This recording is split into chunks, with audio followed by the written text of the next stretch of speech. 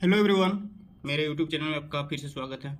आज हम फिर से करने वाले हैं एलसीएम और एचसीएफ के क्वेश्चंस जो एनटीपीसी अंडर ग्रेजुएट लेवल 2025 के सीबीटी 1 में पूछे गए थे।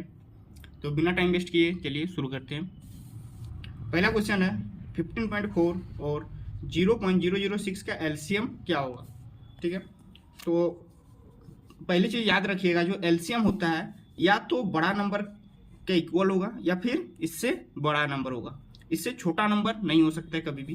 तो इसमें से एक दो नंबर तो ऐसे ही हट जाता है, बाकी हम लोग निकाल के देखते हैं। जब पॉइंट में रहे तो इसको हम लोग लिख सकते हैं बाई 10, एक पॉइंट के बाद एक जीरो है उसको हटा दिए। इसको लिख सकते हैं पॉइंट के बाद 3 जीरो है तो नीचे 3 जीरो।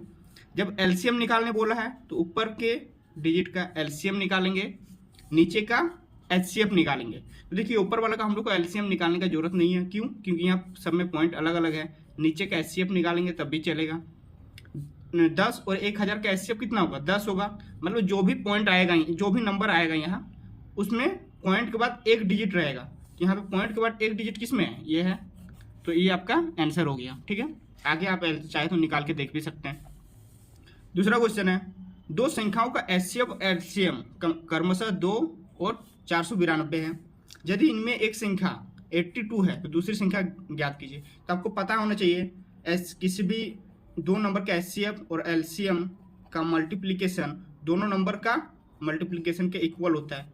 ठीक है, तो एचसीएफ एलसीएम कितना दिया हुआ है? 2 इंटू 492, और एक नंबर दिया हुआ है 82 और दूसरा नंबर हमको नहीं पता, मान के चलते हैं ए, तो ई इधर आ जाएगा। 82 यहाँ नीचे लिख देते हैं इसके जगह और ए का वैल्यू निकाल लेंगे। तो यहाँ से 41, यहाँ से देखिए 10 टाइम में तो 410 हो जाता। ठीक है, 10 टाइम में 410 हो जाता। तो इसमें कितना ऐड करेंगे? 82 ऐड करेंगे, मतलब 12 टाइम में ये पूरा पूरा कट जाता। तो आंसर क्या हो जाएगा हम लोग का? 12।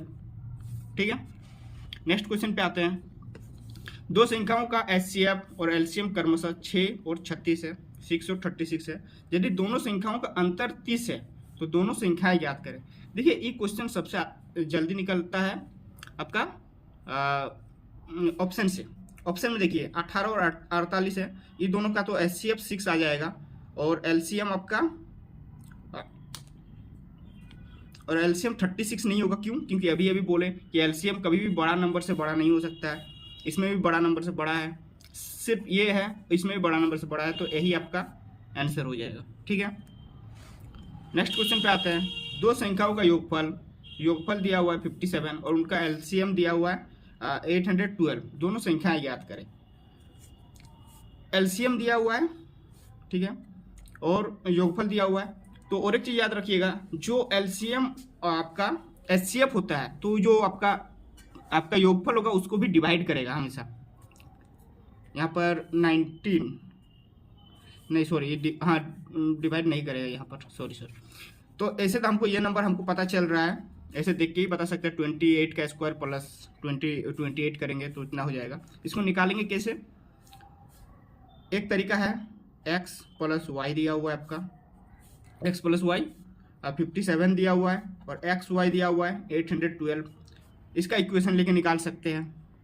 यहाँ से आप इक्वेशन लेके निकाल सकते हैं कि स्क्वायर करके कीजिए। जैसे यहाँ पे करेंगे, अगर एक का वैल्यू ले लेंगे, जैसे x का वैल्यू ले लेते हैं तो क्या हो जाएगा? 57 माइनस वाई हो जाएगा। x इक्वल टू यहाँ सॉरी 57 माइनस वाई, 57 माइनस, अच्छा सॉरी, x की जगह रखना था तो 57 माइनस वाई और y लिख देते हैं क्योंकि x का वैल्यू निकाल रहे हैं। इस तरह से 57 वाई माइनस वाई स्क्वायर करके एक इक्वेशन बनेगा। दूसरा तरीका है, ऑप्शन से जाइए, सबसे बेस्ट तरीका है। देखिए दोनों में कुछ भी कॉमन नहीं है तो इसका एलसीएम क्या होगा? दोनों को मल्टीप्लाई करेंगे। दोनों में कुछ भी कॉमन नहीं है तो इसका एलसीएम दोनों को मल्टीप्लाई करके आएगा। तो कितना आएगा? यूनिट डिजिट आपका 6 आ जा रहा है, यहाँ 6 है नहीं। इसमें 3 इंटू 11 है, इसमें 3 इंटू 8 है, मतलब 88 इंटू 3 होगा तो 4 आ रहा है। अगर एलसीएम निकालेंगे तो यूनिट डिजिट 4 आएगा, यहाँ 4 है नहीं। इसमें भी 3 इंटू 7 है, 3 इंटू 12 है। इसमें भी आपका 3 इंटू कितना 84, यहाँ पर 2 आ रहा है, लेकिन पूरा मल्टीप्लाई करेंगे तो कितना होगा? 240 और 12 252 हो रहा है, जो इससे छोटा है तो लास्ट ये बच गया। नहीं तो अगर हमको पता चल गया था कि 28 का स्क्वायर होता है 784 और इसमें और 28 और 28 ऐड कर देंगे तो 812 हो जाएगा। ये हमको देख के पता चल गया था, अगर आपको याद हो तो इसे भी निकाल सकते हैं। इसीलिए थोड़ा कैलकुलेशन का भी प्रैक्टिस किया कीजिए, बहुत हेल्प करता है इस टाइप के क्वेश्चन में। वो सबसे बड़ी संख्या याद कीजिए जो 49, 97 और 189 को इस प्रकार विभाजित करे कि प्रत्येक स्थिति में शेषफल समान हो। इसका भी ऑप्शन से अगर ट्राई करेंगे, जैसे 5 से अगर डिवाइड देने जाएं तो यहाँ पर 5 से डिवाइड देंगे तो 4 बचेगा, यहाँ 3 बचेगा, यहाँ 4 बचेगा, नहीं हो रहा है। 7 से देंगे तो यहाँ पे 0 बचेगा और यहाँ पर ये कटेगा ही नहीं, ये भी नहीं हो रहा है। 3 से देने जाएंगे तो यहाँ पर 1 बचेगा, यहाँ पर आपका 1 बचेगा और यहाँ पर ये पूरी कट जाएगा, तो 4 से पूरा 4 हो जाएगा आंसर। या फिर अगर कोई दूसरा ऑप्शन में बड़ा नंबर रहे और यहाँ पर भी बड़ा नंबर रहे तो क्या करना है, डिफरेंस निकालना है। 97, 189, ये दोनों का डिफरेंस कितना होगा आपका 50, 48 और ये दोनों का डिफरेंस आपका कितना होगा 100 में 8 कम कर दो 92, ठीक है। ये दोनों का HCF निकालना है। यहाँ का भी डिफरेंस कर लीजिए, यहाँ का डिफरेंस करेंगे 140, ये तीनों का HCF निकालना है, या फिर ये दोनों का HCF निकाल के इससे डिवाइड करके भी देख सकते हैं। दोनों का HCF कितना होगा 4 हो जाएगा, ठीक है। और 4 से यहाँ डिवाइड कीजिएगा, पूरी कट गया, मतलब तीनों का HCF 4 हो जाता, तो 4 आंसर हो गया। यहाँ पे आप डिफरेंस का HCF निकाल के चेक कर सकते हैं। नेक्स्ट क्वेश्चन, वो सबसे बड़ी संख्या ज्ञात कीजिए जिससे 527 और 632 को विभाजित करने पे शेषफल 7 और 8 बचेगा। तो कोई नंबर है जिससे 527 को डिवाइड करेंगे तो 7 शेषफल बचेगा, मतलब 7 अगर माइनस कर दे तो 520 पूरा डिवाइड हो जाएगा। यहाँ पे 8 शेषफल बचेगा, मतलब 624 पूरा डिवाइड हो जाएगा। अब आप ये दोनों का HCF निकाल के भी चेक कर सकते हैं, या फिर आप डिवाइड दे के भी चेक कर सकते हैं।